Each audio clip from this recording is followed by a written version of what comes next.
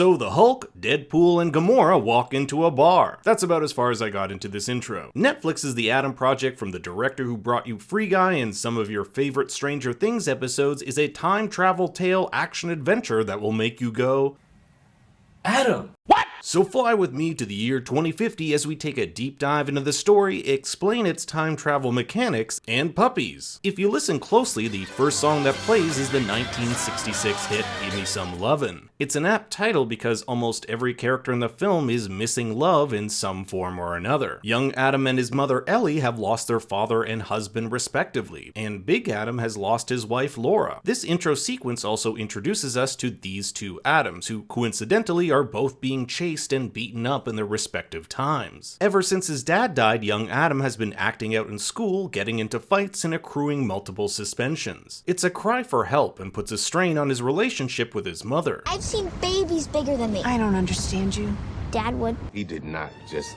Did you just say that? And I love this line that his mother says, foreshadowing the arrival of Adam's future self. You better start caring because the future is coming, sooner than you think. Adam's life turns upside down when Big Adam arrives from the future. In the year 2050, time travel is possible via wormhole technology. Technology we'll discover was created by his father, Lewis Reed. But Big Adam wasn't meant to arrive in the year 2022. He was aiming for 2018, which has thrown his mission completely off. You see, he's searching for his wife Laura Shane, who jumped to the year 2018 and was never seen again. There's just one problem. Big Adam's busted time jet won't allow him to fly until he's recovered from his injuries that he sustained while escaping the year 2050. Each jet is coded to the pilot's DNA, and if it senses he isn't fit to fly, it won't let him. But if you happen to have an exact copy of someone who shares your DNA, like a younger version of yourself for example, it'll allow Big Adam to repair the ship and continue on with his mission. The tech is so far advanced, Big Adam explains that the ship will actually repair itself, but just like the wound on his body, it'll take some time. Like many time travel movies, the story does a bit of mental gymnastics when trying to explain the intricacies of time travel itself. Young Adam asks Big Adam if he remembers any of this happening when he was a kid. He should, shouldn't he? But Big Adam goes through this complicated explanation which essentially boils down to this. Each person has what's known as their fixed time, the one place where you actually belong. If you stray out of that fixed time, like Big Adam did, your memories reform and reconcile with one another. It's a convoluted way of saying, no, Big Adam does not remember this happening. Big Adam has to make sure not to disturb this time too much because it could change something in the future. He watches his mother from afar and regrets how he treated her as a child. 30 years.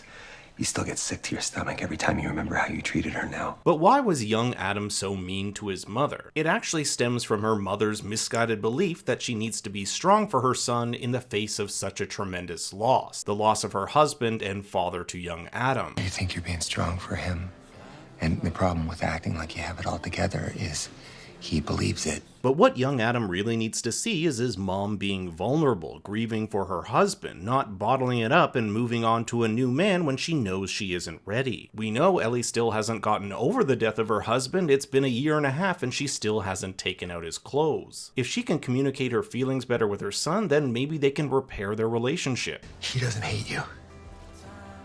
He loves you.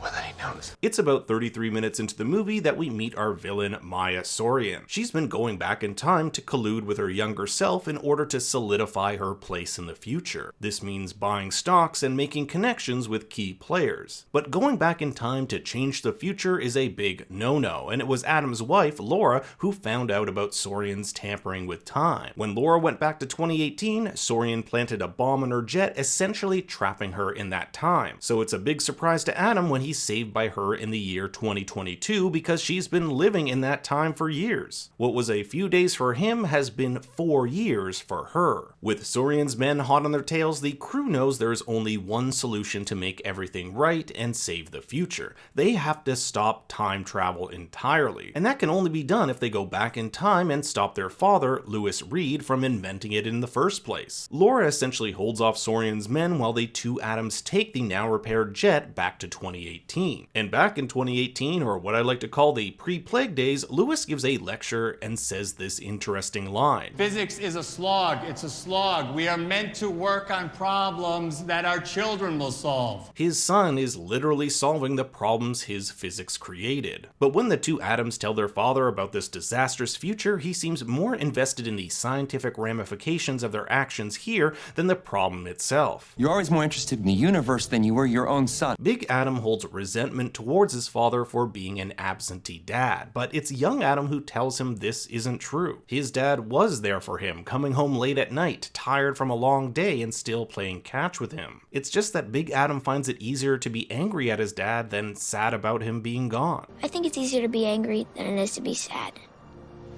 And I guess when I get older, I forget that there's a difference. This idea of loneliness also extends to our villain. It's actually what motivates her. She doesn't have any family, her company is her family. This company is all you will ever have.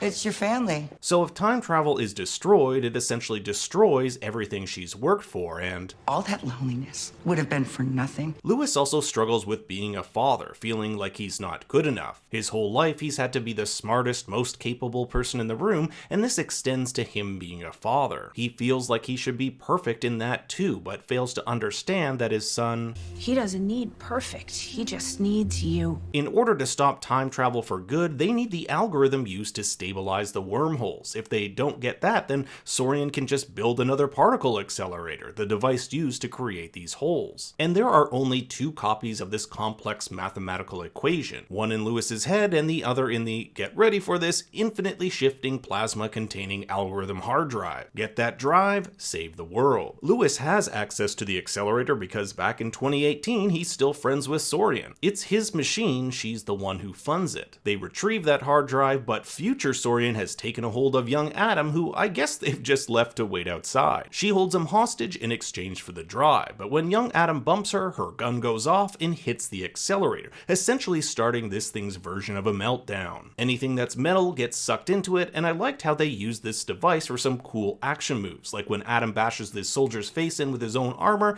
and uses his glove to slide down the accelerator's side. But the coolest thing that happens here is the death of Saurian. She has the gang held at gunpoint and fires a shot, but because the magnetism is so strong, the bullet curves mid-air and kills her younger self. By killing her younger self, it in effect kills her too, and just as the accelerator explodes, they're able to escape in the nick of time. Pun intended. On their way back home, Lewis wonders how both Adams are still in this timeline. If time travel was destroyed, how come they're still here? This is just one of those things the writers had to concede if they wanted that heartfelt ending that's to come. Apparently, it takes a while for 30 plus years of time travel to correct itself, so it gives our characters a short time to say goodbye. Perhaps the most emotional goodbye is between Big Adam and his dad, as they finally get that cathartic moment where his father gets to tell him he loves him. It's also interesting that Lewis doesn't want to know when or how he dies, stating that no one has the right to change the future. They end up playing a game of catch, the same game Big Adam remembers playing with his father as a child. But when Lewis comes back after retrieving a ball, the two of them have disappeared with only slight traces of particles. These are the same color particles that appear when someone from a different time is killed. But the story doesn't stop there. We see how things have changed because of the events caused by the Adams. This Adam here is likely the younger young one we saw playing video games in 2018, and a repeat of a scene from the beginning plays with some pretty key differences. In the original, Adam's kind of a dick. Hey, grab a pile.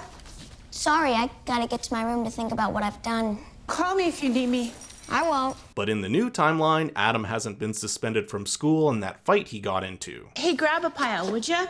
I'll be late for school. He even gives his mother a hug. This assumes that Lewis made things right with his son, both Ellie and Lewis learned to mend their relationship, grieve properly, and that Adam is on a new path. But what about Big Adam? He feared that stopping time travel would result in him never meeting Laura, but as luck would have it, they still do.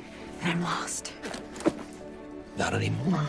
I found you. This conversation is great because of its double meaning. Laura is lost because she's in the wrong classroom, but it works on a deeper level because these two have been lost from one another. It goes back to what Laura said in 2018, that if they do meet again, maybe a part of them will echo in one another. Even if we correct the time stream, somewhere in us will be the echo of this one. And whereas the film started on a love song about wanting love, the film ends on a song about giving love, Pete Townshend's Let My Love Open the Door. But I want to know what you thought about the Adam Project. Was it just another generic time travel movie, or was there more here? I want your thoughts in the comments below. Thanks for watching, everyone. Be sure to like and subscribe, and for more bad takes, you can follow me on Twitter and Instagram at ThinkStoryYT. Until next time, remember, Because if I'm being perfectly honest with myself, you have a very punchable face.